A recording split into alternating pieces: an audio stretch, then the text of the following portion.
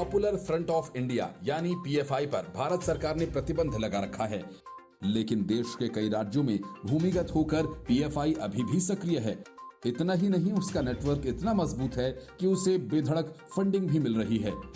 PFI का असली उद्देश्य भारत को इस्लामिक राष्ट्र बनाने का है और इसके लिए पीएफआई मुस्लिम युवाओं को गुमराह कर रही है।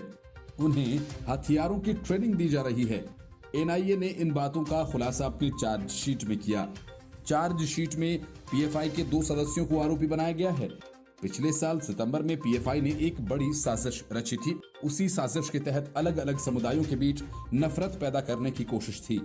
इसके साथ ही मुस्लिम युवाओं का माइंड ब्रेन वॉश किया जा रहा है, उन्हें हथियारों की ट्रेनिंग दी जा रही थी। ये सब कर 2047 तक इस्लामिक राष्ट्र बनाए जाने की तैयारी थी और इस पूरे मामले में जांच एजेंसीज ने मोहम्मद आसिफ और सादिक सरफ को आरोपी बनाया है।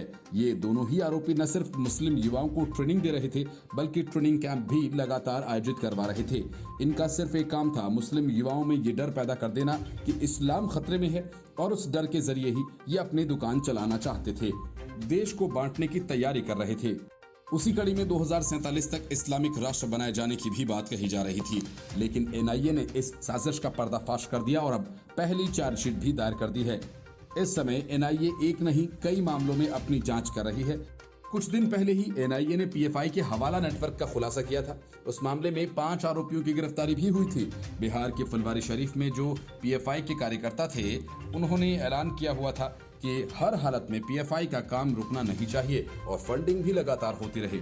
आरोप ये भी था कि बिहार के चंपारण में एक खास जाति के शख्स को मारने के लिए इन लोगों ने हथियारों का इंतजाम किया हुआ था और इस पूरे मामले को लेकर पिछले महीने में 3 आरोपियों की गिरफ्तारी भी हुई थी। फिर 5 और पकड़े गए। पॉपुलर फ्रंट ऑफ इंडिया 22 नवंबर 2006 को 3 मुस्लिम संगठनों को मिलाकर बना था।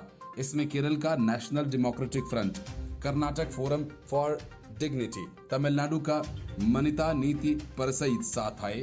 पीएफआई खुद को गैर लाभकारी संगठन बताता है। पीएफआई में कितने सदस्य हैं, इसकी जानकारी संगठन नहीं देता। 2012 में केरल सरकार ने हाईकोर्ट में बताया था कि पीएफआई और कुछ नहीं बल्कि प्रतिबंधित संगठन student Islamic movement of India का ही एक नया रूप है। Bureau report, news of India.